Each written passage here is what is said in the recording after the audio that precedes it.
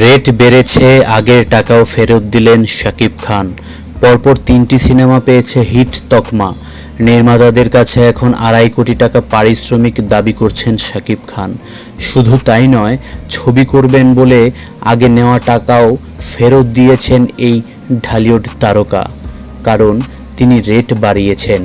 গত ৩ ঈদে মুক্তি পায় শাকিব খান অভিনীত ৩ ছবি।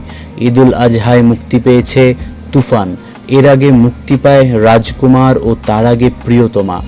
ব্যাপক প্রচারের মাধ্যমে এই ৩ ছবি হিট তকমা পেয়েছে।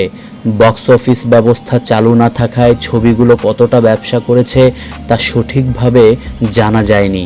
এখন নতুন কোনো ছবিতে যুক্ত হওয়ার ক্ষেত্রে ছবি প্রতি ২.৫ কোটি টাকা পারিশ্রমিক দাবি করছেন শাকিব খান। তো বন্ধুরা, আপনাদের কি মতামত শাকিব খানের এমন সিদ্ধান্তে? শাকিব খান প্রতি ছবিতে ২.৫ কোটি টাকা নেওয়ার যে সিদ্ধান্তটি নিয়েছে, সেটি কি আসলেই সঠিক সিদ্ধান্ত কিনা অবশ্যই সেটা কমেন্টে জানাতে ভুলবেন না। আর আমাদের ভিডিও যদি আপনাদের ভালো লেগে থাকে তাহলে অবশ্যই লাইক, কমেন্ট, শেয়ার করবেন। আর আমাদের চ্যানেলটিকে অবশ্যই সাবস্ক্রাইব করে আমাদের পাশে থাকবেন। ধন্যবাদ।